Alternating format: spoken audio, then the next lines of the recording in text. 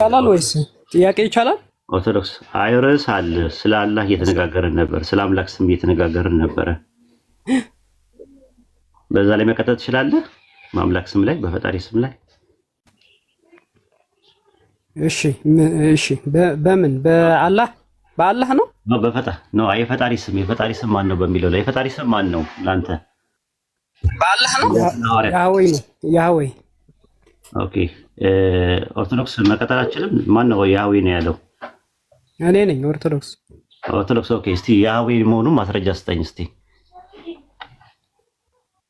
ዘፍጥረት አይምን ዘጸአት 3:16 ላይ 15 11 ኦኬ እስቲ አውጣውና በትልቁ በአማርኛ ትርጉሙ ነው ያለ የነበረ የሚኖር ማለት እኮ ያለ የነበረ ማለት ይሄ አሸር ይሄ እንጂ ያህዌ ማለት አይደለም። አውጣው እስቲ አውጣው።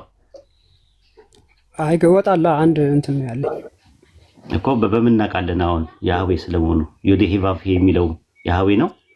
አዎ ያህዌ ነው። ያ ማስረጃ አምጣ እስቲ። ወደ ዕብራይስጡ ክፈተውና ከተለየ አንተን እንጂ መክፈት ያለብህ። እኔም አንድ ሞባይል ነው ያዝኩት።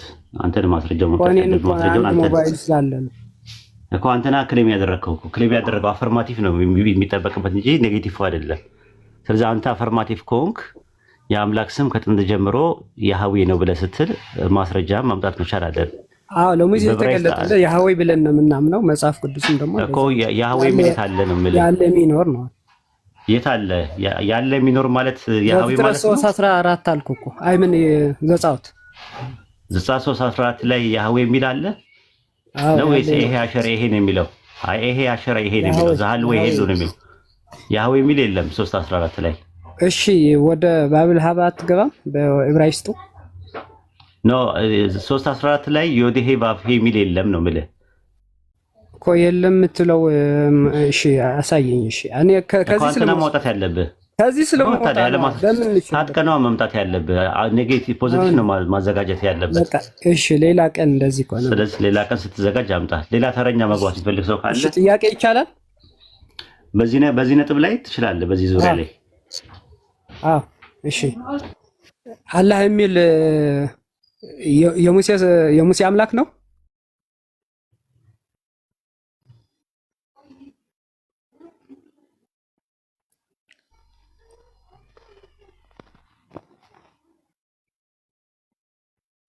አለክ ሚዩት አድርገህ እያወራሁ ነበር። ምን አልከኝ? አላህ የሚል የአረብኛ ስም ነው ወይስ የዕብራይስጥ ስም ነው? አላህ የሚለው አረማይስጥም ነው ዕብራይስጥም ነው። እንደገና ደግሞ ሴሜቲክ ባክግራውንድ ውስጥ የነበረ ስም ነው። እሱም ማወቅ ከፈለክ ማለት ነው አላህ። ስለዚህ ቁርአን በአረብኛ ነው የወረደው? ቁርአን የወረደው በአረብኛ ነው የወረደው። ሪቪል ነው። ስለዚህ በአረማይክ እና በአረብኛ ነው የወረደ ማለት ነው። ቁርአን በአረብኛ ብቻ አይደለም። ስለ ቁርአን ነው አሁን ሁለት ነገር ነው የተለያየ ነገር መጠየቀኝ። አንደኛ ምን ጠየቀኝ? አላህ የሙሴ አምላክ ነው ወይ አልከኝ። አላህ የሚለው ስም ምናዊ ነው አልከኝ።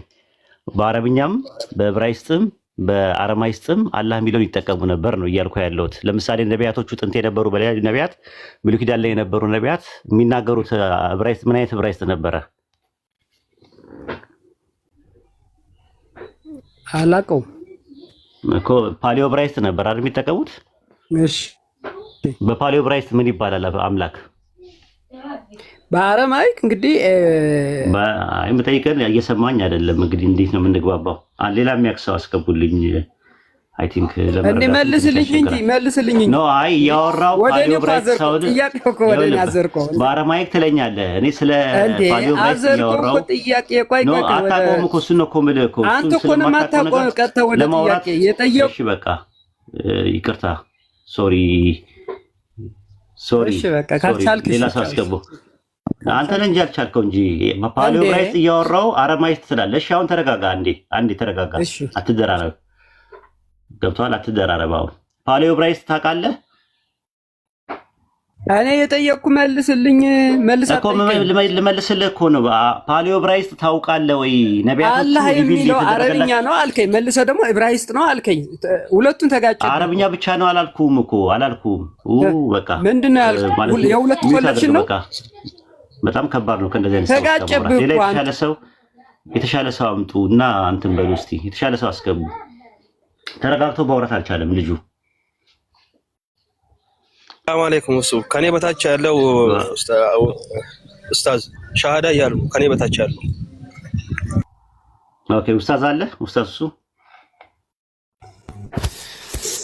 መርሐባ። እሺ ሻሃዳ ሲይዘውና እንቀጥላለን እኛ። አላህ ረህመቱ ካንተ ጋር ነው? አዎ። አንተ ነህ ወይስ ሌላ ሰው ነው ሻሃዳ የሚይዘው? ራሴ ነኝ። ራመቱ እኔ ስልኩ ባለቤት እኔ ነኝ። ያ ሚሰው ባጠገቤ ነው አለው። እሺ ያናግረኝ ልጆች። እሺ ያናግረኝ። እንዴት ነህ? ደህና ነኝ።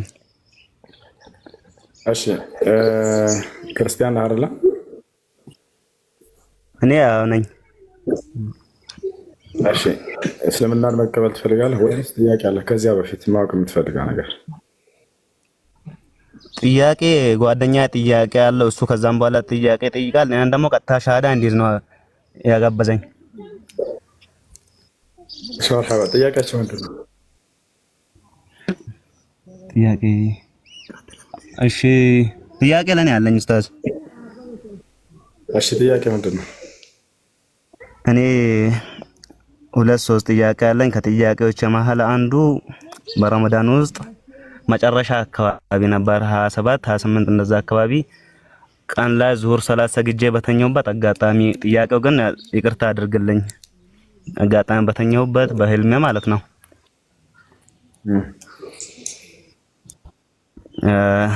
ሸይጣን እንትን አድርጎኝ ስፐርም ሴል እንትን ብሎ ነበር፣ ፈሶብኝ ነበር።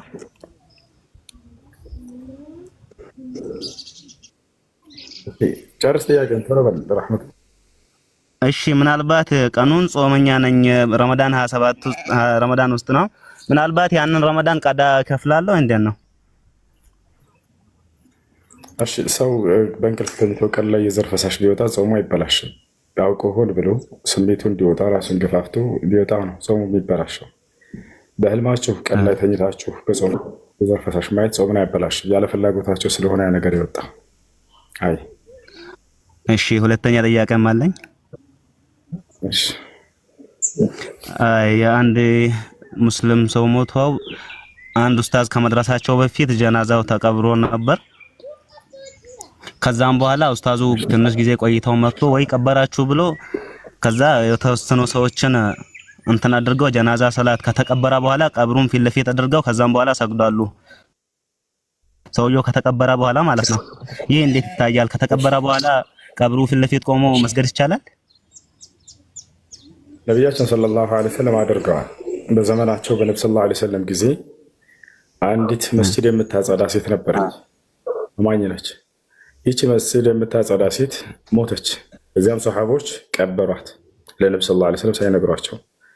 በዚህ ጊዜ ነብዩ ሰለላሁ ዐለይሂ ወሰለም ሲያጧት ጊዜ ያቺ መስጂድ የምታጸዳ ሴት የት ነች ብለው ሲጠይቁ እርሷ እኮ ሞታ ቀብረናታል አንቱ የአላህ መልእክተኛ ብለው ነገሯቸው። ነብዩ ሰለላሁ ዐለይሂ ወሰለም ተቆጡ።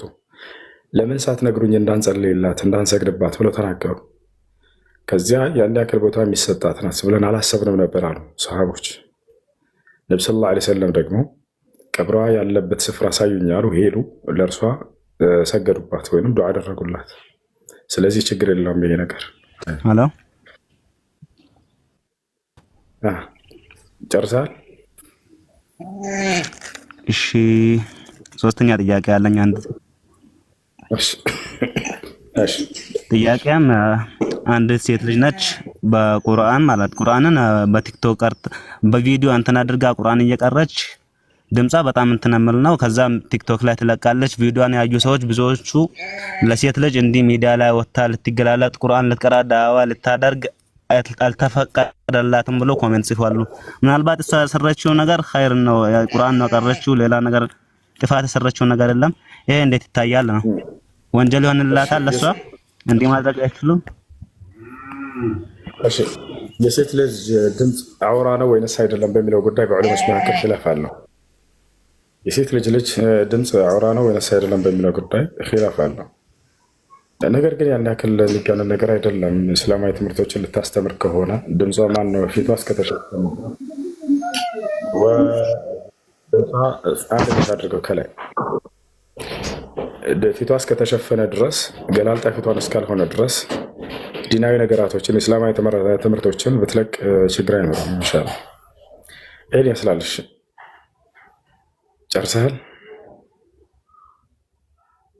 ጨርሰሃል ወይ? እሺ ከጨረስክ ኡስታዝ ወይድ ከላይ ገላትያን የሚል ልጅ ገብቷል መሰለኝ፣ አናግረው።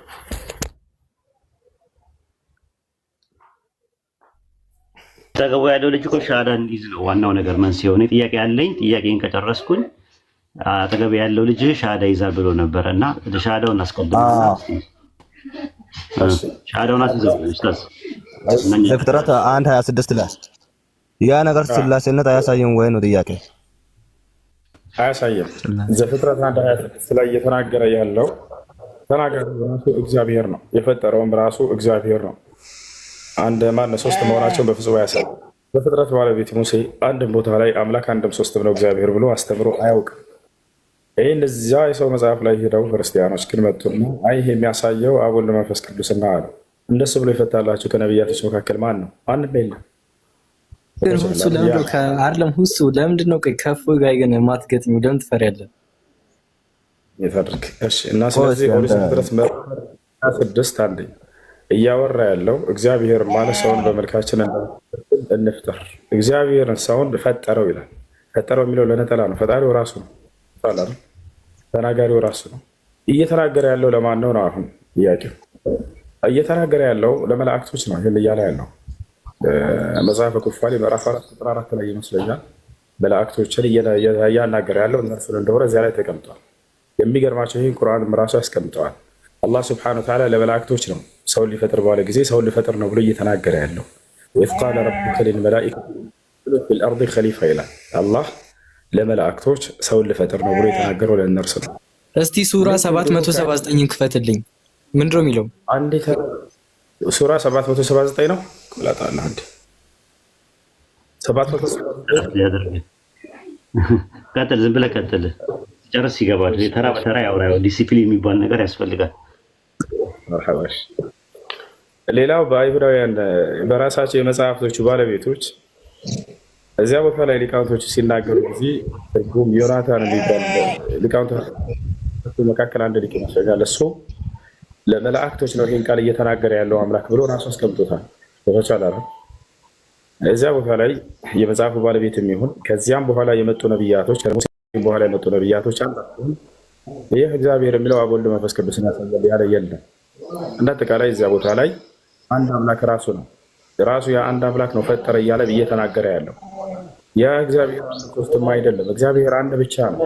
ተጫዋች አንደኛ ጢሞቴዎስ ምዕራፍ 2 ቁጥር 5 ላይ ይመስለኛል አንድ እግዚአብሔር አለና በእግዚአብሔርና በሰዎች መካከል አንድ መካከለኛ አለ፣ እርሱም ሰው የሆነው ኢየሱስ ክርስቶስ ይላል። ኢየሱስ ክርስቶስን ከእግዚአብሔር ነጥሎ ነው የሚያነሳው። ዮሐንስ ወንጌል ምዕራፍ 8 ቁጥር 40 ላይ ሰምቼ የምናገር ሰው ነኝ አለ። ራሱን ከእግዚአብሔር ነጥሎ ነው እየተናገረ ያለው። ስለዚህ ያ ፈጣሪ አንድ የተባለው ራሱ እግዚአብሔር ብቻ አይደለም። እሺ በዚህ እሺ ቀጥል ይሻላል። ኡስታዝ አሁን የሻሃዳ ቃል ነው ብለው እሺ የምለው ቃል አብረህ እየተከተልክ አሽሀዱ አላህ ኢላሃ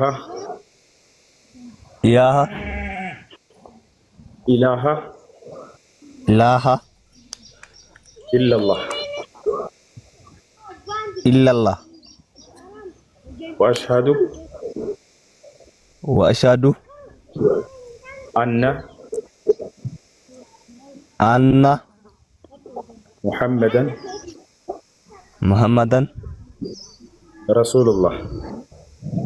ረሱሉላህ።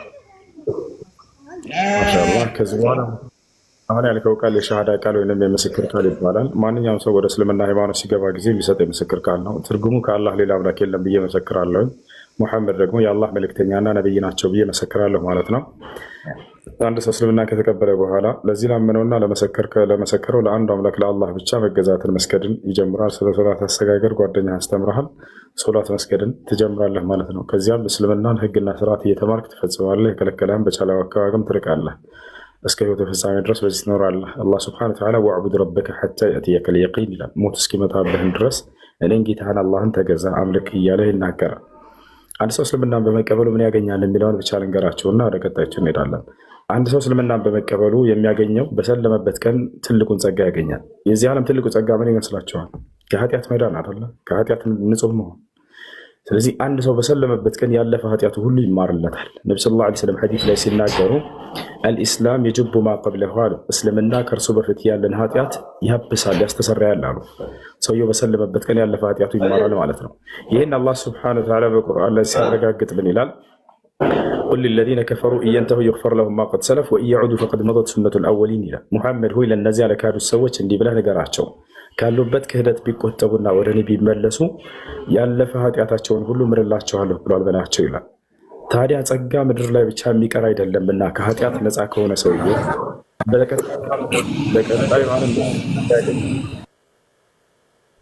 በቀጣዩ ዓለም ምን ጸጋ ያገኛል? ከሞት በኋላ ህይወት እንዳለ ኢስላም ያስተምራል። ከዚያ በኋላ ሰዎች ወደ ገነት እንደሚሄዱ ቃል ተገብቶላቸዋል ከአምላካቸው ከአላህ ስብሐነሁ ወተዓላ ዘንድ። አላህ ስብሐነሁ ወተዓላ በቁርአን ላይ ሲናገር ኢነ ለዚነ አመኑ ወዐሚሉ ሷሊሓት ለሁም ጀናቱ ነዒም ኻሊዲነ ፊሃ ወዐደላሂ ሐqqን ወሁወል ዐዚዙል ሐኪም ይላል። እነዚያ አምነው መልካምን የሰሩ ለእነርሱ የገነት ጸጋ አለችላቸው፣ እነርሱም በእርሷ ውስጥ ለዘላለም ዘውታሪዎች ናቸው። ይህ የእኔ የአላህ ቃል እውነት ነው፣ እኔ አሸናፊና ጥበበኛው አምላካቸው ነኝ እያለ ይናገራል። ስለዚህ በቀጣዩ ዓለም ዘላለማዊ ህይወት እንደሚኖራቸውና በዚያም ላይ ገነት እንደሚወርሱ ከወዲሁ አላህ ሱብሓነሁ ወተዓላ ቃሉን ሰጥቷቸዋል። ነቢዩ ሰለላሁ ዐለይሂ ወሰለም ሐዲስ ላይ ሲናገሩ አልጀነቱ ላ የድኹሉሃ ኢላ ነፍሱን ሙስሊማ አሉ። ገነትን ሙስሊም ነፍስ እንጂ ሌላ ማንም አይገባባትም እያሉ ሙስሊሞች ገነት እንደሆኑ ከወዲሁ ተስፋቸውን ሰጥተዋቸው ሄደዋል ማለት ነው። ይህን ይመስላል። አሁን ሻወር ትወስዳለህ። ለሶላት ራስን ዝግጁ ታደርግ ዘንድ ስለ ሶላት አሰጋገር ከጓደኛ ትማርና ሶላት መስገድን ትጀምራለህ ማለት ነው። እሺ ገላትያን ሳለ ኡስታዝ አውራው።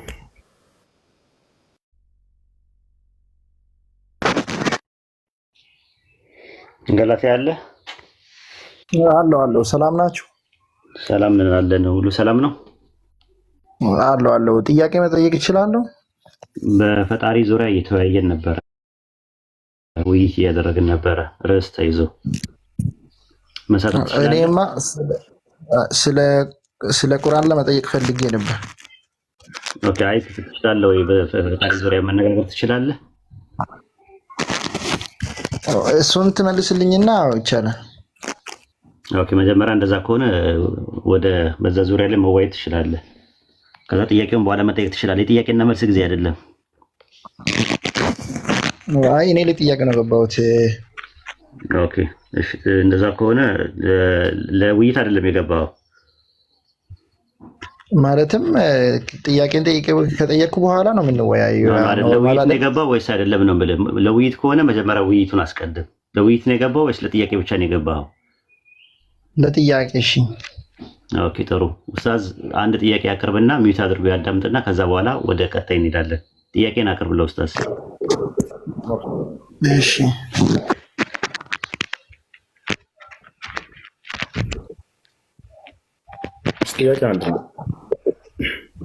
ጥያቄ ይሄ ቅዱስ ቁርአን እንዴት እንመነው?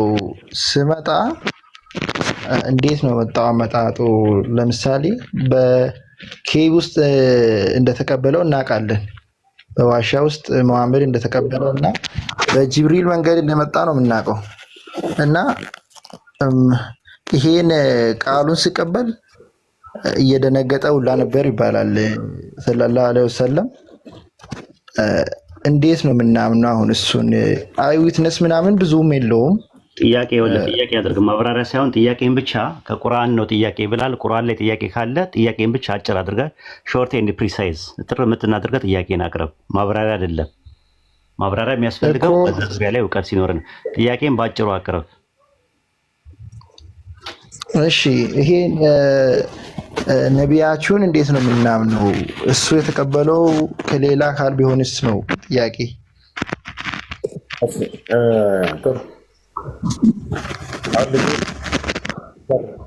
ገላትያንስ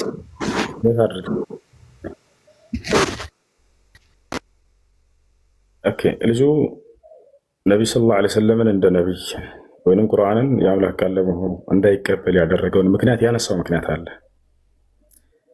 እሱ ምክንያቱ ምንድን ነው? ገብርኤል ወይንም ጅብሪል እንደተገለጠላቸው እናውቃለን። ግን በተገለጠ ጊዜ ደንግጠዋል። በደንገጣቸውን እንደ ምክንያት አድርጎ ያንን ሊቀበል እንዳልቻለ ያነሳበት ምክንያት አለ። ያ ማለት ጅብሪል ለነብዩ ሰለላሁ ዐለይሂ ወሰለም ሲገለጥ ጊዜ መደንገጥ የለባቸውም። በደንገጣቸውን እንደ ምክንያት አድርጎታል። ገላትያንስ ገብርኤል በሚገለጥ ጊዜ ወደ ማርያም ሲገለጥ፣ ወደ ዘካርያስ ሲገለጥ ደንግጠዋል አልደነገጡ? ፈርተዋል አልፈሩ? አንድ ገላትያንስ ለዛ አይደለም እኔ ሲጀመር ለዛ አይደለም ያልተቀበልኩት፣ እሱ ስለደነገጠ አይደለም። አንዱን ምክንያት እያነሳ ነው። ወደ ቀጣዩ ብዙ ሰዎች እንደደነገጡ መጽሐፍ ቅዱስ ላይ አለ። በጣም ጥሩ። አንዴ ዘካርያስ ደንግጧል አልደነገጠም? ገብርኤል ሲገለጥለት። እሺ እኔ ስለ ዘካርያስ አላውቅም፣ ግን ዳንኤል እና ማርያም ምናምን እንደደነገጡ አውቃለሁ። ሉቃስ ምዕራፍ 2 ቁጥር 8 ላይም አለ። ስለዚህ መደንገጣቸውን እንደ ምክንያት ሁለተኛ እንዳታነሳው። እሺ ሌላ ምክንያት ካለ ጥቀስ። አላነሳውም። እኔ ጥያቄን አሰማኝ መሰለኝ። ሰምቻለሁኝ። አሁን ቁርአን እንዳንቀበል ሲገለጥለት ጊዜ ደንግጧል አልክ። አንተ መጀመሪያ ጥያቄህን ብትጠይቅ ከአምላክ ዘንድ እንደመጣ እንዴት ማወቅ እንችላለን? ቁርአንን ከሆነ ቀጥታ በቁርአን ልመልስልህ ነበር። አንተ ግን አነጻጸርክና ምን አደረግ? ገብርኤል ሲገለጥ እንዴት ይደነግጣል? እኔ መች ስለ ባይብል መች አወራው? አንድ ነቢያት ሲገለጥላቸው ጊዜ መልአክ መደንገጣቸውን እሱን አነሳ እንደ ምክንያት አድርገህ እሱን ቆጠርከው። ገብቶሃል አይደለ? የዛኔ አንተ ምን እምነት አለህ? ሊደነግጥ አይገባም የሚል እምነት ስላለህ ነው። ነገር ግን መጽሐፍህ ላይ መልአኩ ለነቢያትም ሆነ ለጻድቃን ለማርያም ሲገለጥ ደንግጣለች፣ ፈርታለች ሁላ ልጨምርልህ፣ ሌላ ፈርታለች። ልክ እንዲሁ ዘካርያስም ደንግጧለን፣ ፈርቷል። ለዚያም ነው አትደንግጪ አትፍሪ ብሎ መልአኩ ገብርኤል አጽናናት። እንደገና ዘካርያስም ልክ እንዲሁ ፈርቷልም ደንግጧልም። ሁለቱንም ሰጣለን። ገብቷል። በቁርአን ብቻ ቀጥታ ልመለስልሽ፣ ወደ መጽሐፍ ቅዱስ አንግባ። ስለዚህ ሁለተኛ መደንገጥና መፍራትን በነብዩ ሰለላሁ ዐለይሂ ወሰለም ላይ እርሳቸውን ነብይነታቸውን ላለመቀበል ምክንያት አድርጋቸው እንዳታነሱት። ገብቷቸዋል። እንዳውም መደንገጣቸውና መፍራታቸው ትክክለኛ የተገለጠው መልአክ መሆኑን የሚገልጽ ነው። ለምን ከተባለ አንደኛ ቅድም ያነሳሁላችሁ ምክንያት የቀደሙትን ነቢያቶች መጽሐፍቶቻቸው ላይ ገብርኤል ሲገለጥ ጊዜ ይደነግጡ ነበር፣ ይፈሩ ነበር። ሁለተኛ ምክንያት ምንድን ነው? መልአኩ ገብርኤል የተገለጠው በትክክለኛ አፈጣጠሩ ነው። ገብቷቸዋል አይደል? በትክክለኛ አፈጣጠሩ ነው የተገለጠው ለነብዩ ሰለላሁ ዐለይሂ ወሰለም። ከዚህ በፊት አይታችሁት የማታውቁትን ፍጥረት ብቻችሁን ማንም በሌለበት በጨለማ ቦታ ላይ በዋሻ ውስጥ ቁጭ ብላችሁ ቢገለጥ አስቡት። መልአክን አስቡት። አይደለም መልአክ የተለየ ፍጥረት ቢመጣባችሁ ልትደነግጡ ትችላላችሁ። መደንገጥ የሰው ልጅ ባህሪ ነው። ያላየውን አዲስ ፍጥረት በሚያይ ጊዜ ሙሳ ፈርቷል። ልክ ሙሳ ዓለይሂ ሰላም ከነቢያቶች መካከል አንዱ ነቢይ ብትሩን ይዘው እየሄደ እያለ ነው አላህ ሱብሓነሁ ወተዓላ ተገልጦ ያናገረው። በቃሉ ነው ተገለጠ ስላችሁ፣ በአካሉ አይደለም። ተገልጠው ሲያናገረው ጊዜ ቃለ አልቂሃ ያ ሙሳ፣ ሙሳ ሆይ ጣላት በእጅህ ያዝካትን ብትር አለው። ከዚያ በኋላ ሙሳ ፈለማ አልቃሃ በጣላትም ጊዜ ይላል አላህ ወላ ሙድቢረን ወለም ዩዓቅብ፣ ጀርባውን ሰጥቶ ሮጠ ሸሸ። ሙሳ ዞር ብሎ እንኳን አላየም ይላል። አምልጥ አለ ሙሳ ነካው። ቃለ ያ ሙሳ አቅቢል ወላ ተኸፍ፣ ሙሳ ሆይ ና ተመልሰ ወደ እኔ ዙር ተመለስ አትፍራም አለው ይላል። ፈርቷል ሙሳ። ምን ባየ ጊዜ? ጭራሽ እባብን ባየ ጊዜ ነው እርሶ የፈራው። የጣላትን በትሩ ወደ እባብ ስትቀየር ጊዜ ፈራ። በሌላ ቦታ ላይ ፈአውጀሰ ፊ ነፍሲሂ ኺፈተን ሙሳ፣ ሙሳ በልቡ ላይ ፍራቻን አሳደረ አለን። መፍራት ይህ ሰው ልጅ ባህሪ ሀዛ ጠቢዐት ልኢንሳን፣ የሰው ልጅ ባህሪው ነው ከመሰረቱ። ኢብራሂም ዓለይሂ ሰላም መላእክቶቹ ወደ እርሱ በሰው አካል ተገልጠው በመጡ ጊዜ ምግብ አቅርቦ ባያቸው ጊዜ ብሉ ባላቸው ጊዜ ሳይበሉ ሲቀሩ ፈራ ይለናል አላህ። ፈአውጀሰ ፊ ነፍሲሂ ኺፋ ቃሉ ላ ተኸፍ ኢብራሂምን በልቡ ፍራቻን አሳደረ። መላእክቶች ምን አሉት? አትፍራ ብለው አጽናኑት ይላል። ስለዚህ ያ ነው በቀደሙት ነቢያቶች ላይ የሆነ ነገር በእርሳቸው ላይ የሆነ ነው፣ አዲስ ነገር አይደለም። ነገር ግን ቁርአንን እውነተኝነት የሚያሰኘው ነገራቶች ምን ምን ናቸው የሚለውን ከቁርአን እናንሳላችሁ። አንደኛ ከአምላክ ዘንድ ለነቢያት መለኮታዊ ራእይ ሊገለጥ የሚገባው በመንፈስ ቅዱስ ምሪት መሆኑ ነው። አንደኛ እሱ ነው። ታዲያ ቁርአን ይህን መስፈርት ያሟላል ወይ? አዎ በደንብ አድርጎ ያሟላል። ለመሆኑ ቁርአን በመንፈስ ቅዱስ ምሪት ነው ወይ የመጣው? አዎ በመንፈስ ቅዱስ ምሪት ነው የመጣው። የዋርኒንግ ምልክት እያሳየናል ልጆች፣ አንዴ ተባ አድርገው ካልሆነ ይዘጋል ይመስለኛል። እሺ ማስረጃ አላህ ስብሐነሁ ወተዓላ በሱረቱ ነሕል ላይ ሲናገር ቁል ነዘለሁ ሩሑል ቁዱስ ሚን ረቢከ ቢልሐቅ፣ ይህን ቁርአን ከጌታችሁ ከአላህ ዘንድ በእውነት መንፈስ ቅዱስ አወረደው ይላል። በመንፈስ ቅዱስ ምሪት ነው የመጣው ቁርአን ገብቷችኋል። ቃል ደግሞ ነቢያቶች ሊናገሩ የሚገባው በመንፈስ ቅዱስ ምሪት መሆን አለበት ይላል መስፈርት የገዛ መጽሐፍ ላይ። ትንቢት ከቶ በሰው ፍቃድ አልመጣም፣ ዳሩ ግን ቅዱሳን ሰዎች ከእግዚአብሔር ተልከው በመንፈስ ቅዱስ ምሪት ተናገሩ ይላል አይደል? ነቢዩ ሰለላሁ ዐለይሂ ወሰለም ቃል በቃልም ሐዲስም ላይ ሲናገሩ ኢነ ሩሐል ቁዱስ ነፈኸ ፊ ረውዒ ይላሉ። መንፈስ ቅዱስ በልቤ ላይ ቃልን አስተላለፈልኝ ይላሉ። ቃልን ሲገልጥላቸው የነበረ መንፈስ ቅዱስ እንደሆነ በቁርአንም ሆነ በሐዲስም ተገልጿል። አንደኛ መስፈርት እሱ ነው። ሁለተኛ ነቢዩ ሰለላሁ ዐለይሂ ወሰለም እንዲሁም የተቀበሉት ቁርአን በውስጡ ስለ ወደፊት የተናገራቸው ነገራቶች ተፈጽመው መታየታቸው አንድ ነቢይ ወይንም አንድ መለኮታዊ መጽሐፍ ነው የሚባል እውነተኛነቱ መገለጫው አንደኛው እርሱ ነው። የወደፊትን ይናገራል ይሄ መጽሐፍ፣ ወይንም ደግሞ ያ ነቢይ የወደፊትን ትንቢትን ይናገራል። ያ የተናገረው በተናገረበት መሰረት መፈጸሙ እውነተኝነትን ያሰኘዋል። ይህ በመጽሐፍም ላይ ያለ መስፈርት ነው። ኦሪት ዘዳግም ምዕራፍ 18 ከቁጥር 18 ጀምራችሁ ብታዩ ሄዳችሁ አንድ ነቢይ ነኝ የሚል አካል ትንቢትን ተናግሮ በተናገረው መሰረት ያ ትንቢት ባይፈጸም እርሱ ሐሰተኛ ነው፣ አትፍራው፣ ግደለው ይላል።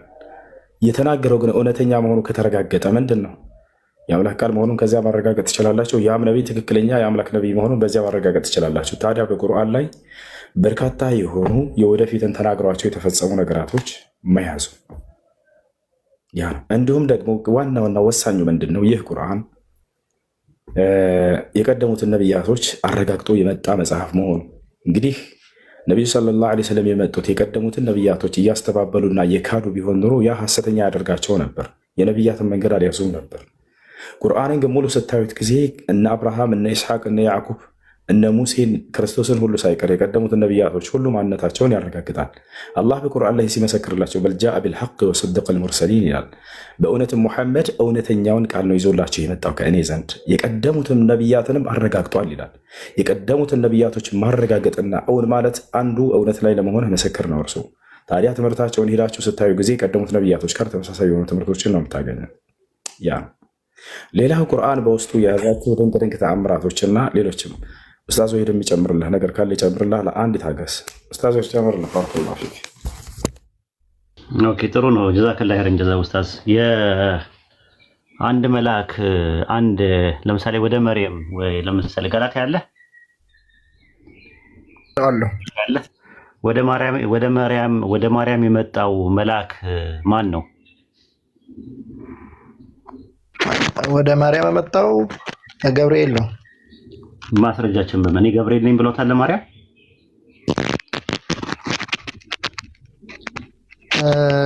ቆይ ማየት እችላለሁ። ቆይ አንዴ ገብርኤል ነኝ ብሎታል።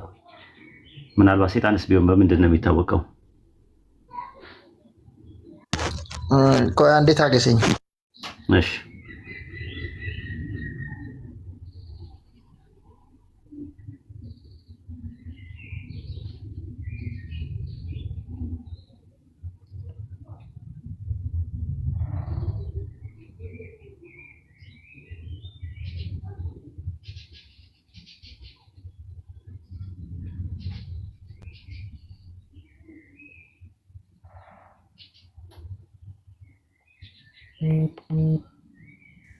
ያ ሰላም ያ ሰላም ያ ሰላም።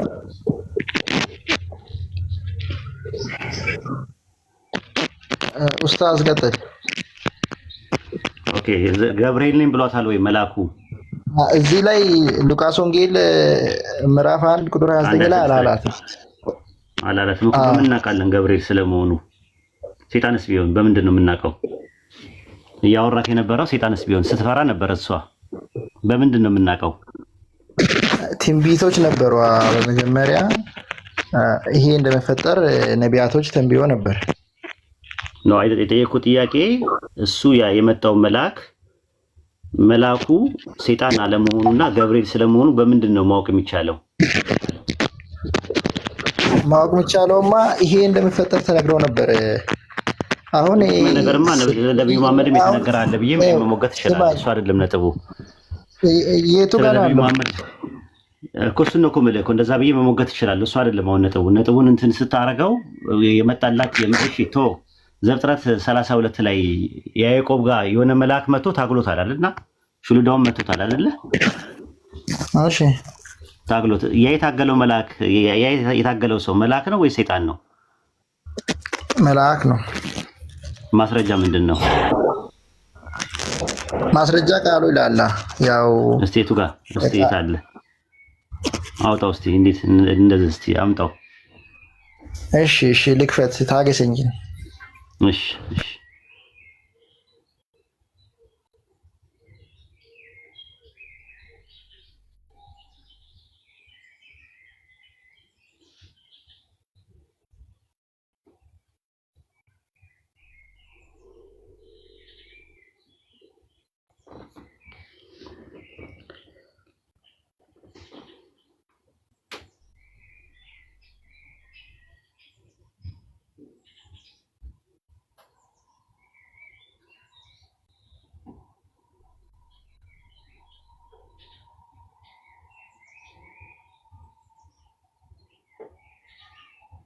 ጥቅስ እንድታወጣው እንዲመችህ። እሺ እዚህ ጋር አንድ ሰውም እስከ ንጋት ድረስ ይታገለው ነበር ይላል። ከዛ እግሩን መቶት ሁላ ሰባበረው የእንትና ማለት ነው የያዕቆብን ሲታገሉ እና ያነክስ ነበር ራሱ ማለት ነው። ያ ሲያስነክሰው የነበረው ያ ሰው ማን ነው? ሰይጣን ነው? መልአክ ነው? ምንድን ነው? እዚህ ጋር ስፔሲፊካሊ አልተነገረም። ምንድን ነው ሲያስነክሰው የነበረው ማለትም ሲታገሉ የነበረው ሰው እንደሆነ ነው የምናገረው እኮ ያ ሰው ምንድን ነው? ካልባረከው የጭኑ ሽሉዳ ሲታገለው ደነዘዘ ይላል ራሱ ቁጥር 25 ላይ እንዳላሸነፈው ባየ ጊዜ የጭኑ ሽሉዳ ነካው ይላል። መታው ሽሉዳው ሎሚውን ማለት ነው። ሎሚውን ሲነካ ያኔ የያዕቆብ የጭኑ ሽሉዳ ሲታገለው ደነዘዘ ይላል። ከዛ በኋላ ምንድን ነው ያደረገው? ቁጥር 32 ስለዚህ የእስራኤል ልጆች ዛሬ ድረስ የወርች ሽሉዳ አይበሉም፣ የያዕቆብ ጭን ይዞ የወርች ሽሉዳ አደንዝዟልና ይላል። ሎሚውን ያደነዘዘው ታግሎ ያደነዘዘው ማን ነው? እዚህ ጋር አልኩ እኮ አንድ ሰው እስከ ንጋት ድረስ ሲታገለው ነበር ይላል እኮ። ምንድነው ሲታገለው? ያዕቆብን ሲታገለው የነበረው መልአክ ነው ወይ ሰይጣን ነው? ሰው ካለ ሰይጣን አይደለም እኮ። ምንድነው በሰው ተመስሎ ሲታገለው የነበረው ምንድነው? ሰይጣን ነው ወይስ መልአክ ነው?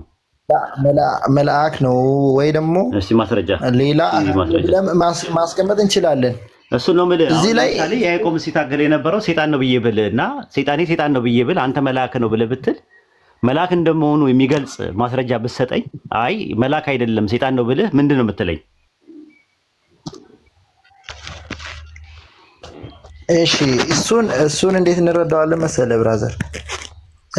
እኛ ሲጀመር እዚህ ያመጣኸኝ ሌላ ኬዝ ነው እንጂ እኔ ይሄን ሰለላሁ ዐለይሂ ወሰለም እሺ በቃ ቀለል አድርገልህ ወደ ረሱል ሰለላሁ ዐለይሂ ወሰለም የመጣላቸው አካል መልአክ ነው ወይስ ጂኒ ነው?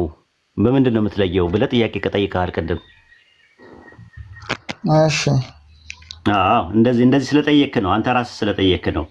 ኢሳይያስ ላይ መጽሐፍ ቅዱስ ውስጥ ውሰድ አላልኩህማ። እኔ አሁን እንደ ኤቲስት ነገር ቁጠረኝና ስለ ባይብላችሁ ለመረዳት እየሞከርኩ ነው ልበል እኮ። ኤቲስት እንደ ኤቲስት ማሆነ አታወራም። የሃይማኖት ሰው ሆነ ማለት ነው። እንደ ኤቲስት እንደ ኤቲስት እናወራሃለን።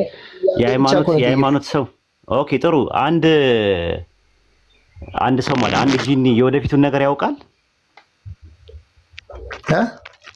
የወደፊቱን ነገር ያውቃል ወይ? የወደፊቱን መጻኢ ጊዜውን ያውቃል? አንድ ጂኒ ሸይጣን ያውቃል ወይ መጻኢ ጊዜ? በእርግጠኝነት ሙሉ አያውቅም። ካላወቀ የመጻኢ ጊዜውን የሚናገር አንድ መልአክ መጥቶ ቢናገር የማመላክ ነው ብለህ ነው የምትደመድመው?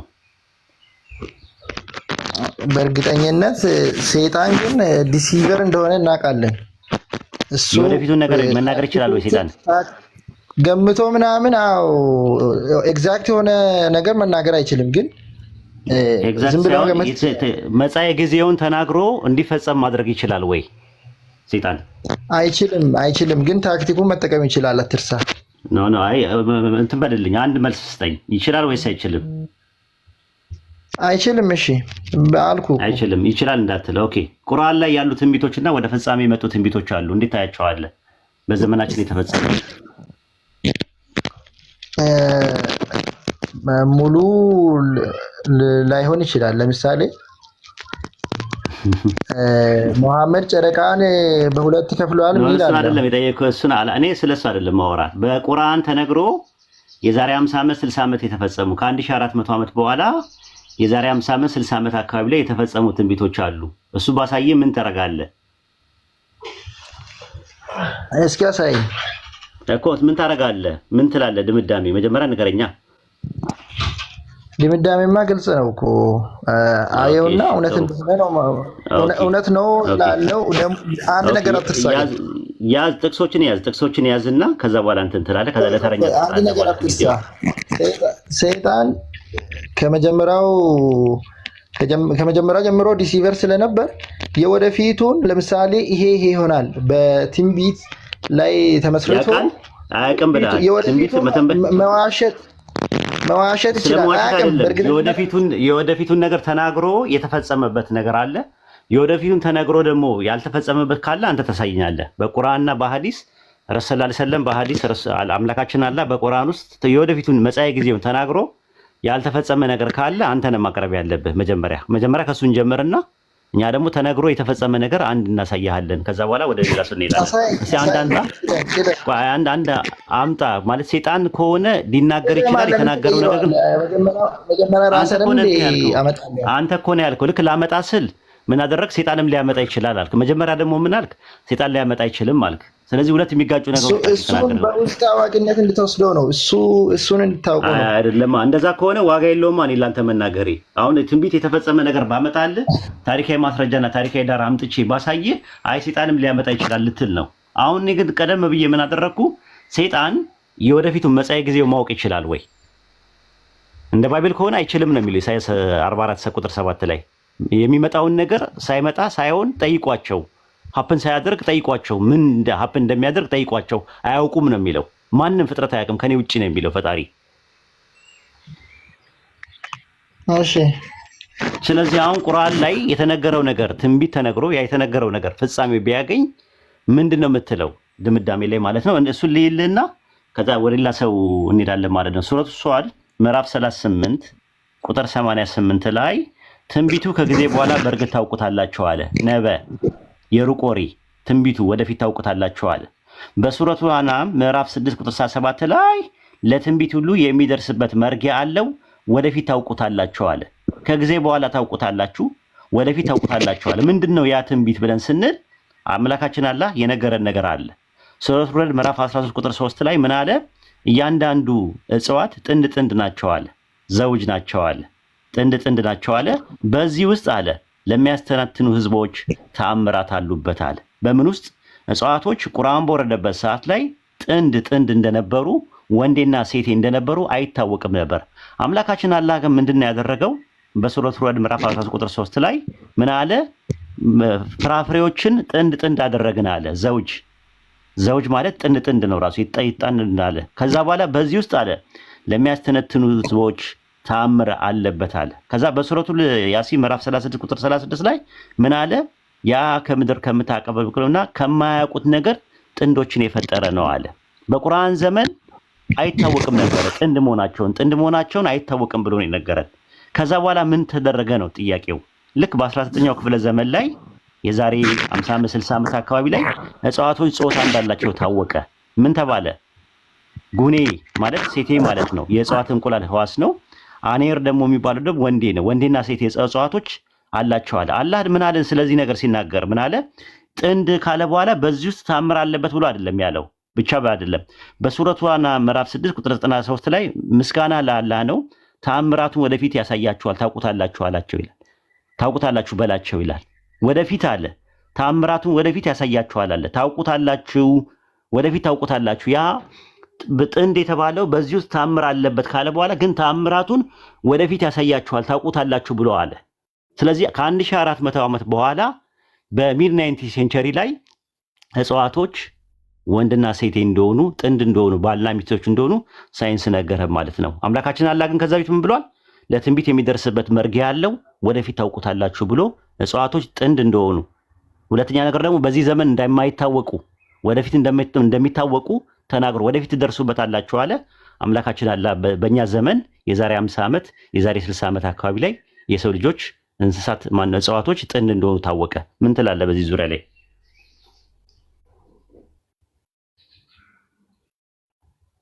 ምን ትላለህ በዚህ ዙሪያ ላይ?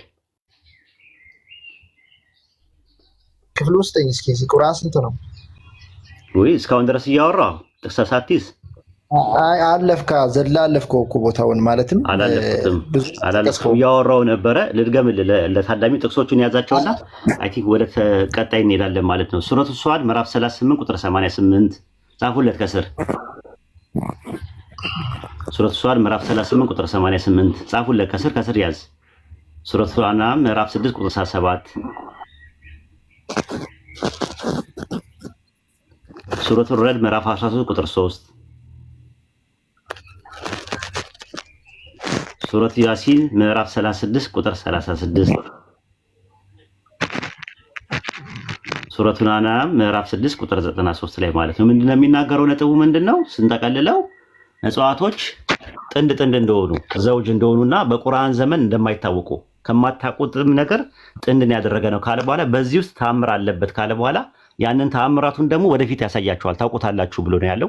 ለትንቢት ሁሉ የሚደርስበት መርጊያ ያለው ወደፊት ታውቁታላችሁ ብሎ ነገረንና ሚድ 19 ሴንቸሪ ላይ ወይም 19ኛው ክፍለ ዘመን ላይ አምላካችን አላህ ለሰው ልጆች አሳውቆ ሰዎች በአጠቃላይ ዲስከቨሪ ሲያደርጉ እጽዋቶች ወንድና ሴት እንደሆኑ ታወቁ ማለት ነው። ይሄ ራሱ የቁርአን ትንቢት ፍጻሜ ያገኘበት ነው። ብዙ አሉ፣ ወደ 10 20 ምናምን የሚደርሱ አሉ። ከዚህ ውስጥ በቂ ነው ማለት ነው። ኡስታዝ አለ ይሄ እንዴት ትረዳዋለህ መሰለህ? ስለ እጽዋቱ ለምሳሌ ሰይጣን ብዙ ነገር ያውቃል። ለምሳሌ ስለነበርክ እሱን ኡስታዝ አለ የወደፊቱን አይደለም ማለትም ሰላም አለይኩም ኡስታዝ ሁሱ ያረፈ ነው መሰለኝ። ኦኬ በቃ ይረፍ በቃ እሺ ሌላ ሰው አስገቡና ኢንሻአላህ እንትን ላለ ማለት ነው። ልጁም ወረደ።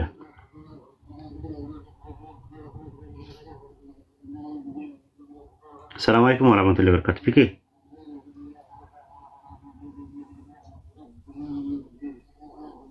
ኡስታዝ እንዴት ነው? እንዴት ነህ? ሰላም ነው? አልሐምዱሊላህ አማን ነው። ማሻአላህ። ከታች ዋና የሚል ልጅ አለ። እሺ አውራ ውስጥ እሺ ሰላም ናችሁ? እንዴት ናችሁ? ሰላም። ዋና ነው ዋና እሺ ኦኬ። ጥያቄ ነው ያለ ወይስ ለመጠየቅ ነው የገባኸው? ክርስቲያን ነህ? እኔ ክርስቲያን ነኝ። ጴንጤ ነኝ። ምን ክርስቲያን ነህ? ፕሮቴስታንት። ኦኬ። ሶላ ስክሪፕቸራ ነህ ወይስ ሶሎ ስክሪፕቸራ ነህ? አንተ የትኛውን ነህ? ፕሮቴስታንት። እኔ መጀመሪያው ሶላ ስክሪፕቸራ። ሶሎ ስክሪፕቸራ አይደለህም? ነኝ። ኦኬ። ሶሎ ስክሪፕቸራ እና ሶሎ ስክሪፕቸራ ምንድነው ልዩነቱ? ሁለቱንም ነው ወይስ አንደኛውን ነህ?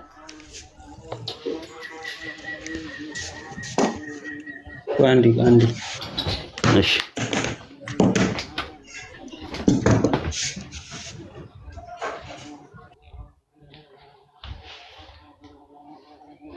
እዚህ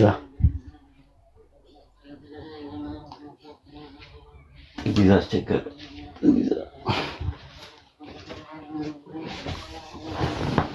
ኦኬ ሌላ ሰው እስከዛ ድረስ አስገቡ።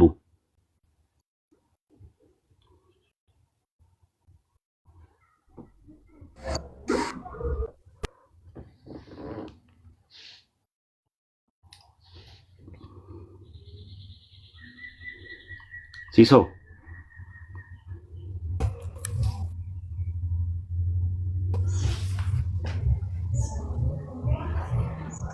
ሲሶ አቤት ይሰማል? አይሰማም? ይሰማኛል። አይሰማል። ሰላም ነው? እግዚአብሔር ይመስገን። እንዴት ነው? ሰላም ነኝ። ምንድነው? ኦርቶዶክስ፣ ካቶሊክ፣ ፕሮቴስታንት ምንድነው? ኦርቶዶክስ። ኦኬ። የትኛው ኦርቶዶክስ? ኦርቶዶክስ ተዋህዶ፣ ኦርቶዶክስ ቅባት፣ ኦርቶዶክስ ጸጋ፣ ኦርቶዶክስ ካራ፣ የትኛው ነህ? ተዋህዶ ነው። ኦኬ። ጥያቄ አለኝ። ጥያቄ። እሺ እንትን ችግር የለውም ጠይቅሽ። እሺ ሱራ 61 ቁጥር 6 ላይ እሺ ከኔ በኋላ የሚመጣ አህመድ የሚባል ነብይ ይመጣል ይላል። አዎ ኢሳ የተናገረው የቱ ጋር ነው እንደዛ አለው?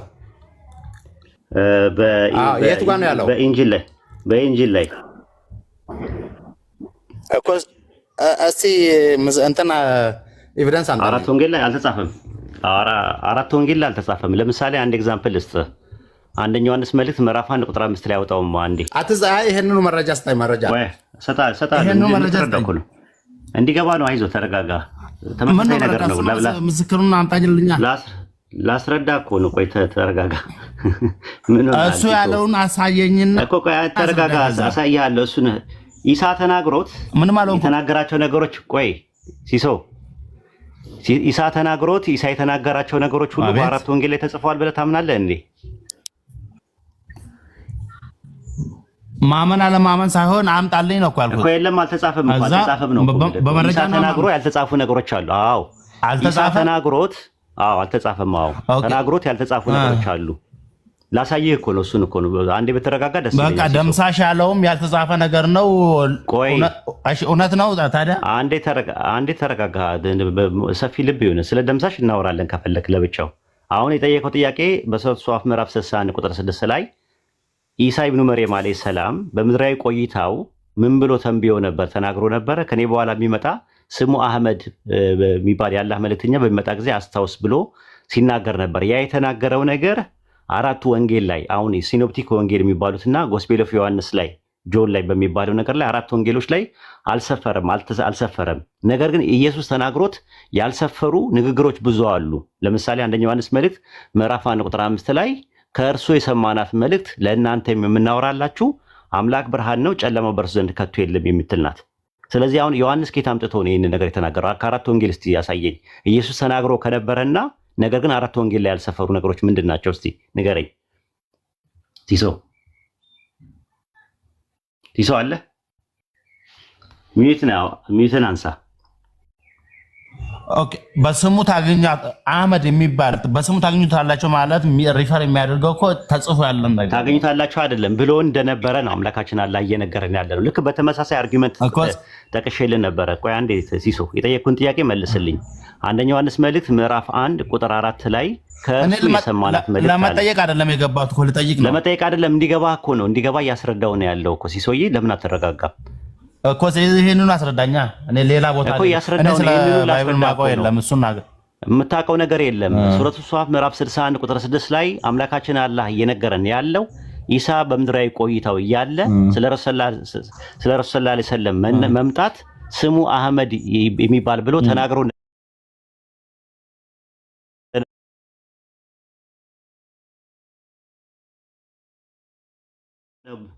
በእምነት ብዙአየሁ የሚባል ልጅ ስቤዋለሁ፣ ገብቶ ያግዛሃል።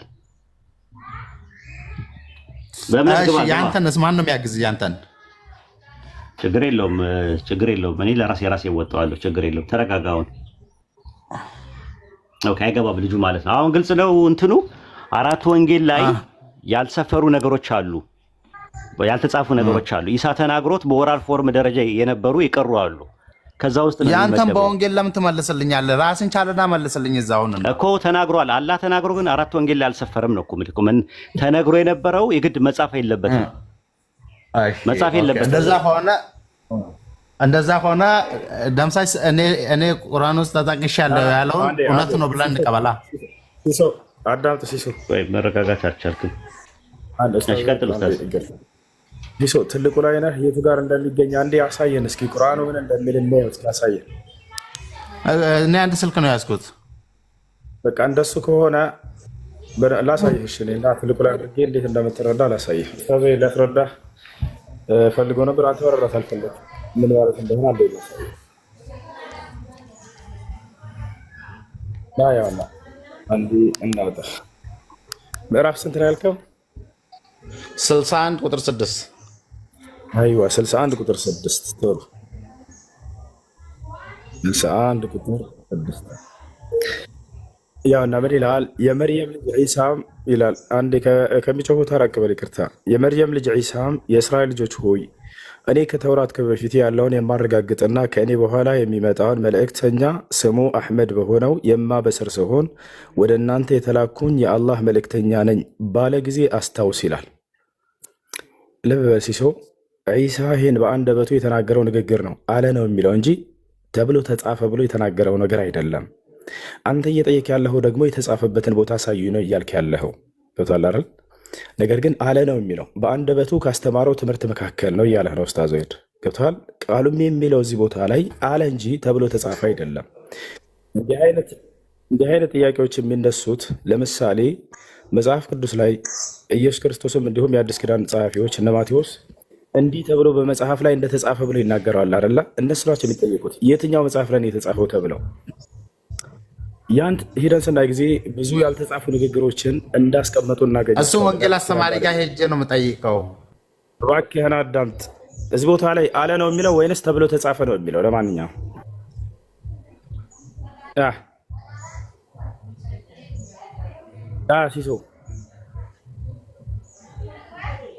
ሲሶ አቤት አቤት፣ አለ ነው የሚለው ወይንስ ዒሳ ተናገረ አለ ነው የሚለው ወይንስ አቤት፣ አይሰማም? መጽሐፍ ላይ ይሰማል ተብሎ ተጻፈ የሚል ቃል ነው የምታገኘው ወይንስ አለ ነው የሚለው?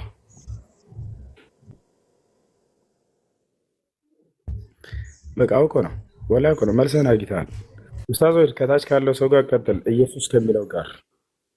ሌላ በእነ ተጨማሪ አንደኛ ጢሞቴዎስ ምዕራፍ 1 ቁጥር 18 ላይ አውጣው ኡስታዝ፣ ከቻልክ መውጣት ከቻልክ ማለት ነው። አንደኛ ጢሞቴዎስ ምዕራፍ 1 ቁጥር 18 ትቀጥላለህ። ቆይ አንዴ አንደኛ ጢሞቴዎስ ምዕራፍ 1 ቁጥር 18 ላይ ያን እንታያለ። ጢሞቴዎስ ልጄ ሆይ አስቀድሞ ስለ አንተ እንደተነገረው ትንቢት በእርሱ መልካም ጦርነት ትዋጋ ዘንድ ይህች ትእዛዝ አደራ እሰጥሃለሁ አለ። አሁን እኛ ጥያቄ የምንጠይቀው ስለ ጢሞቴዎስ የተነገረ ትንቢት የትኛው ነብይ ነው የተናገረው? ትንቢቱ የቱ ጋር ነው የሚገኘው ነው። አሁን መልሳቸው ምንድነው? ኦራል ፎርም ነው። አንድ ነብይ የሆነ ሰሟን ነብይ ተናግሮለት ነበረ። ነገር ግን ትልበና ስለዚህ ጳውሎስ ከየት ነው ያመጣው ይሄንን ትንቢት? የቱ ጋር ይገኛል ይሄ ነገር ማለት ነው? ሁለት ጥቅሶችን እንጨምር። ሐዋርያት ሥራ 20:35 ላይ የሐዋርያት ሥራ ምዕራፍ 20 ቁጥር 35 ላይ ሐዋርያት ሥራ ምዕራፍ 20 ቁጥር 35 ላይ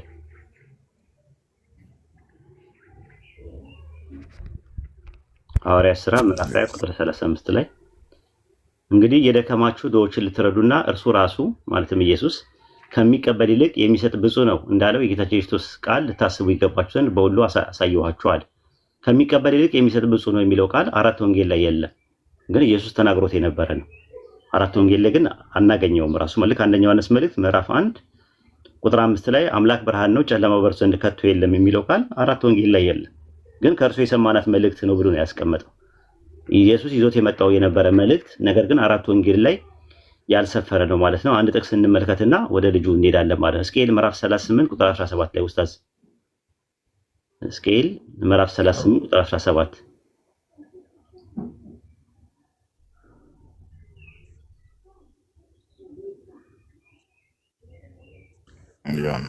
ትንቢተ ሕዝቅኤል ምዕራፍ 38 ቁጥር 17 ላይ ማለት ነው። ጌታ እግዚአብሔር እንዲህ ይላል፣ በእነርሱ ላይ እንዳመጣ በዚያ ዘመን ብዙ ዓመት ትንቢት በተናገሩት በባሪያዎቼ በእስራኤል ነቢያቶች በቀደመው ዘመን ስለ እርሱ የተናገርኩት አንተ ነህን ይለዋል። ጎግ ማጎግ የሚባለው እንደሚመጣ በነቢያቶቼ ሳስነግር ነበር አለ። ወደፊት ስትመጣ በነቢያቶቼ ሁሉ ሳስነግር ነበር ብሎ እንዳስቀመጠው። አሁን የትኛው ነብይ ነው ከሕዝቅኤል ውጪ ጎግ ማጎግ የሚባል ፍጥረት ወደፊት ከሰሜን ይመጣሉ የሚል የተናገረ አለ ወይ? ከስኬል ውጭ አናየም፣ ተጽፎ አናገኘውም። ስለዚህ አሁን ነቢያት ነው ብዙ ይላል። በባሪያዎቹ በእስራኤል ነቢያቶች በቀደመው ዘመን ስለ እርሱ የተናገርኩት አለ። ስለዚህ በነቢያቶቹ በየትኛው ነብይ ነው ከስኬል ውጭ ባሉ ነቢያቶች ስለ ጎግ ማጎግና የተናገሩ ነቢያቶች አሉ ወይ? ካሉ እከሌ ይባላል። ኢሳያስ፣ ሕዝቅኤል፣ ኤልሳ፣ ኤልያስ፣ ሙሴ፣ አብርሃም የተናገሩት የትኞቹም የሉ። ነገር ግን የተነገረው ነገር ሁሉ ላይጻፍ ይችላል ነው ፖይንቱ ያለው የነበረው። ኢንሻአላህ ይሄድ ቀጥል። ሚት አንስቶ የነበረ ልጅ ነበር መሰለኝ እኔ ጋር ነው። ሰላም ነው። ጌታ ኢየሱስ ይመስገን ሰላም ነው። ኦኬ ሰላም ነው። ፕሮቴስታንት ነህ? ኦርቶዶክስ፣ ካቶሊክ? በስሙ ባላምንበትም ፕሮቴስታንት ነኝ። ኦኬ ፕሮቴስታንት ምን ክላሲካል ፕሮቴስታንት ኦር ሞደርን ፔንቴኮስታል ነው ወይስ ክላሲካል ነህ? በስሙ አላምንበትም። በስሙ የትኛውን ነው ማለት ነው? የትኛውን ነው ያልኩ? በእንትን ሴሴሽኒስት ነህ ኮንቲሽኒስት ነህ አንተ? ላቅልልህ 66ቱ ነው የማምን ክርስቲያን ነኝ። እንቶ በቃ ሌላ ኦኬ በቃ ሶላ ስክሪፕቸራ ነው ወይስ ሶሎ ስክሪፕቸራ ነው? በመጽሐፉ ላይ ሶላ ነኝ። ሶላ ነው ሶሎ አይደለም። እኔ እንጃ ልዩነቶቹን አላውቅም፣ ግን እኔ ምናልባት ሶላ ስክሪፕቸራ ማለት ስክሪፕቸራ ብቻ 66ቱን ብቻ ነው የምንቀበለው። ከዛ ውጪ ትውፊት ምንም አንቀበልም የሚሉ ናቸው። ሶላ ነኝ። ኦኬ እሺ። የዳዊት ልጅ የአብርሃም ልጅ የክርስቶስ የትውልድ መጽሐፍ ብሎ ማቴዎስ 1 ላይ የሚያወራው ማን ነው? የሚናገረው ማን ነው? ዘራርጉን የሚተርከው ነው ማቴዎስ ነው። እስቲ ማስረጃ ስጠኝ ከመጽሐፍ ቅዱስ ከ66 ውጪ ስለማትወጣ አንተ አሪፍ ስለሆንክ አሁን ከ66 መጽሐፍ የማቴዎስ ወንጌልን የጻፈው ወይም የተናገረው ማቴዎስ ስለመሆኑ ማስረጃ ስጠኝ እስቲ። ማለት መናገር እችላለሁ ተጻፈበት ምናምን ማቴዎስ እንደሆነ። ምክንያቱም ኢየሱስ ክርስቶስ ምንድነው ያለው? እናንተ ለእኔ 12ቱን ሐዋርያት ምስክሮቼ ናችሁ ብሏል። ምስክርነት እንግዲህ ከምስክርነት ውስጥ አንዱ መልእክት በመጻፍ ምስክር መሆን ነው። ይሄንን እንግዲህ ሌሎች ታሪካዊ ዳራ በዚህ ዓመት ተጻፈ እንዲህ አለ ማለት እችላለሁ። እሱን እንተውና ኢየሱስ ራሱ እናንተ ምስክሮቼ ናችሁ ስላለ ምስክርነታቸውን በመስበክ በጽሁፍ በማስተማር በዓለም ዙሪያው አስተላልፈዋል። ይሄ ደግሞ የተጻፈው ውጤት ከዛ ውስጥ አንዱ ነው። ይሄ በቂ ይመስለኛል እኮ። ማን ነው እኮ እዚህ ጋር የዳዊት ልጅ የአብርሃም ልጅ የክርስቶስ ትውልድ መጽሐፍ አብርሃም ይስሐቅን ወለደ፣ ይስሐቅ ያዕቆብን ወለደ፣ ያዕቆብ ይሁዳንና ወንድሞችን ወለደ እያለ የሚናገረው ማን ነው ጥያቄው እኮ። ማን ነው? ማቴዎስ ነው። በጣም ማቴዎስ ስለመሆኑ ማስረጃ ቆይ አሁን የኔ የማወራበትን ሐሳቤን ተረዳኝ። ገባኝ። ሐዋርያቶቹ ናቸው ምስክርነት የሚሰጡት ነው እኮ። ማቴዎስ ነው ለሚለው ነገር ምንድነው ማስረጃ እኮ ነው። አሁን ሶላ ስክሪፕቸራ ነህ አንተ። ከእነሱ ውጭ ስልጣንና መብት የለውም ይሄን ነገር ሊያጽፍና እኮ። ማን ነው ማቴዎስ ስለመሆኑ? አሁን ለምሳሌ እንትናስ ቢሆን ጴጥሮስ ቢሆን ይሄን የተናገረው የራሱ ጽሑፍ አለው ጴጥሮስ መጽሐፍ ቅዱስ እኮ። አዎ፣ ግን ይሄኛው ማቴዎስ ስለመሆኑ ምንድነው ማቀው? ወሂድዬ እኔ ይሄ ማለት እንደዚህ መላምት እንደዚህ ያለ ብሎ መጨቃጨቅ ትርጉም ስለሌለው ነው ለኔ። ገብቷል? እኔ አይ ማቴዎስ ስለመሆኑ በምንድነው ማቀው ነው ያልኩ። አይ ሶላ ስክሪፕቸራን ይጻፍልኝ ነው። እሺ ማቴዎስ አይሁን ግን ከ12ቱ አንዱ ነው። እሺ በዚህ እንቀጥል። በቃ ምንም ማቴዎስ ነው ችግር የለውም። እሺ ከ12ቱ ግን አንዱ እኮ ማን እኮ ማን? ለምሳሌ አሁን ገምት። ለምን ገምታለሁ? መላምትማ መናገር እኮ ማን ነው? አንተ ማቴዎስ ነው ስላልከኝ እኮ ነው። ማቴዎስ ነው ስትለኝ ማስረጃ ይኖረውም ብዬ ነው እኮ ያንን ማስረጃ እንዲህ አይነት ነገር ተገኝቷል፣ እንደዚህ አይነት ነገር ይባላል በሊቃውንት ከምልህ ኢየሱስ ክርስቶስ ያለው ነገር ለኔ አቤኔዘር ነህ ወይድ ያውቀኛል ወንድሜ። ታዲያ አቤኔዘር ነኝ ትመቸኛለህ ወይድ ዘመድ እኮ ነው። ስም ቀይረህ መተህ እኮ ነው። ከአቤኔዘር ኢየሱስ ይበልጣል ብዬ ነው ከአቤኔዘር። እሺ ችግር የለውም። እሺ በቃ ጠይቅ አንተ። እኔ እኮ ሌላ ሰው እኮ መስለኝ ነው፣ አዲስ ሰው መስለኝ። ለመግባባት ያክል ነው ያደረኩት። አንተማ ደርባባ ነህ፣ ቀበኛ፣ ቃተኛ፣ ሞገደኛ አይደለህም። ስለዚህ በቃ ልተው። እሺ ወይድ እንትን ያልከውን ሐሳብ ብመልስ ደስ ይለኛል። አይ ጥያቄ ሳይሆን ቅድም አሁን ዮሐንስ በእግዚአብሔር ዘንድ ብርሃን ነው ያለው ጨለማ የለም ብሏል እና ይሄንን ከክርስቶስ አንደበት ንግግር አናገኘውም የሚለውን ብመልስ ደስ ይለኛል። እግዚአብሔር ብርሃን ነው ጨለማው በእርሱ ዘንድ ከቶ የለም ያለበትን ጥቅስ ማስረጃ ትሰጠኛለህ? እሺ አሁን በጠየቀኝ መልክ አልመለስልህም። በቃ ምናልባት ላታምነኝ ትችላለህ፣ ወይም ለአንተ ቅቡል ላይሆን ይችላል። አሁን ያልኩህ ነገር ባልከኝ ነገር መንገድ አልመለስልህም። ግን እንዴት ልመለስልህ መሰለህ? አንደኛው ዮሐንስን ሙሉ መጽሐፍን አይተው ከሆነ ጨለማና ብርሃን እያለ እየደጋገመ ይጽፋል። ጨለማ የራሱ የሆነ ካራክተር አለ መገለጫው፣ ብርሃን የራሱ የሆነ ካራክተር አለው መገለጫው። ይሄን እያያያዘ እየተናገረ ያለው አንድ ሰው ከእግዚአብሔር ነው ካለ በእግዚአብሔር ዘንድ ብርሃን ነው ያለውና ብርሃን ነው ማሳየት ያለበት። ይህ ብርሃን ምንድነው ስንል እግዚአብሔር ወዷልና ለምን ሰውም ወንድሙን መውደድ አለበት። ወንድሙን ካልወደደ በብርሃን ነው እግዚአብሔር ወይም እኔም በብርሃን ነኝ ማለት አይችልም። ምክንያቱም ብርሃን ከሆነው እግዚአብሔር ጨለማ በማድረግ ተለይቷል፣ ወንድሙን በመጥላት ኃጢአት በማድረግ። ስለዚህ ኃጢአት የለብንም የምትሉ ውሸተኛ ናችሁ። ምክንያቱም ወንድማችሁን እየጠላችሁ በጨለማ ናችሁ። ስለዚህ እግዚአብሔር ብርሃን ነው፣ እግዚአብሔርን አመልካለሁ የሚል ካለ በብርሃን መሆን በፍቅር መሆን አለበት ይላል። እንደውም ሌላ ቦታ የሚላል መሰለ እግዚአብሔር ብርሃን ነው የሚለውን እግዚአብሔር ፍቅር ነው ብሎ ይቀይሯል። እና ምን ልፈልጌ ነው የክርስቶስ ኢየሱስ የህይወት ልኩ ትምህርት ጠላቶቻችሁን ውደዱ፣ ወንድማችሁን ውደዱ፣ እግዚአብሔር ቸር ነውና ቸር ሁኑ፣ እግዚአብሔር ፍቅር ነውና ፍቅር ሁኑ፣ እግዚአብሔር ይቅር ባይ ነውና ጠላታችሁን ይቅር በሉ እያስተማረ እድሜ ልኩን ስለጨረሰ ኢየሱስ ያንን ለማለት ፈልጎ ነው። ግን ይሄን ነገር ግን ቃል በቃል ላልልህ እችላለሁ። እናንተ ለምሳሌ የበረሃ ልጆች ናችሁ ይባላል። ምን ማለት ነው የበረሃ ልጅ? የሆነ የባውዛ ልጅ ማለት ነው? የሆነ የፀሐይ ልጅ ማለት ነው? አይደለም። የካራክተር ልጅ ነው። እግዚአብሔር ፍቅር ነው። ኦኬ፣ የሚያምኑበት ፍቅር ይሆናሉ ማለት ነው። ከዚህ አውድ አንጻር ስለሆነ የተጻፈው ግዴታ አንተ አይነት በጠየቀው መልኩ ላይመጣ ይችላል ልፈልግ ነው ካገኘኝ ሐሳቤ። አይ ጥያቄው የነበረው ምን መሰለህ የተነሳ የነበረው ኢየሱስ ተናግሮት አራት ወንጌል ላይ ያልሰፈሩ ነገሮች ተብሎ ነው። አንደኛው ዮሐንስ መልእክት ምዕራፍ 1 ቁጥር እንትን ላይ ማለት ነው።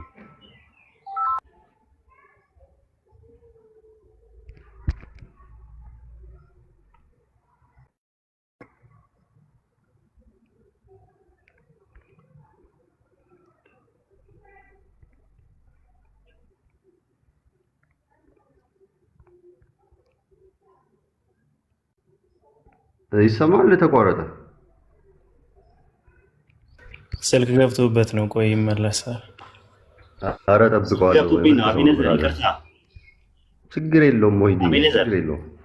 ምን መሰለህ አንደኛው ዮሐንስ መልእክት ምዕራፍ 1 ቁጥር 4 ላይ የተጠቀሰበት ምክንያት ኢየሱስ ተናግሮት በአራት ወንጌል ላይ ያልሰፈሩ ብዙ ነገሮች አሉ ብለን ነው ከዛ ውስጥ ያመጣ ነው እንጂ አንተ ከምትለው ይሄ ሜሴጁ አውዱ ምናምን ነገር ኮንቴክስቹዋል አፕሮች ቴክስቹዋል አፕሮች በሚለው ነገር አንተ ያልከውን ነው። አንተ ደግሞ እንደዚህ አታወራ። ሌላ ቀን እንደዚህ ካወራ ብዙ ሰው ታሳምናለህ። እንደዚህ ረጋ ብለህ ስታወራ በጣም አደጋ አለው እንደዚህ አይነት ነገር ማለት ነው። እና እስቲ ከሆነ ሰው ጋር ትቀጥላለህ ማለት ነው። እኔ ጨርሻለሁ። አልቀጥልም ወይ አንተ ጋር ነው የምቀጥለው። እወጣለሁ ካለ በዛ ሰሚ ነው የምሆነው። ኖ አይ እኔ ወሂድ እምወድልህ ልንገርህ ታዳምጣለህ፣ መልስ ትሰጣለህ፣ ደግሞ ታዳምጣለህ። በጣም አንተ ማቹርድ ነህ፣ የዘመኑ ሰው ነህ፣ የሰለጠኝ ሰው ነህ። ከተወያዩ ሰዎች ውስጥ አንዱ ነህ፣ ምርጡ ነህ። እውቀት አለህ፣ ግልጽ ነገር ነው። አይ አግኝተው ታውቃለህ ወይ? እውነት ለመናገር እስካሁን አልስማማ ያልኩት ኡሱ አንደኛ ትዕግስተኛም ነው፣ ሁለተኛም ነገር ደግሞ ትህትናም አለው ስላለ በጣም አውርቼው አውቃለሁ። ሶስተኛ ነገር ደግሞ የቁርአንም የባይብልም እውቀት አለው እና የማይመች ሰው ካለ ከሚመች ሰው ጋር ማውራት ነው። ስለዚህ ችግር የለው ማለት ነው። እኔ ሉጣ ኡስታዝ ኡሱ ጀዛከላህ ኸይረን ጀዛ ስለነበር ትመቻኛለህ ወይ? ቻው ትመቸኛለህ። እሺ ቻው በሉ ፒኬ እናመሰግናለን። مرحبا جزاك الله. بقى تركوا عجزت أستاذن إن شاء الله. والسلام عليكم. وعليكم السلام ورحمة الله وبركاته.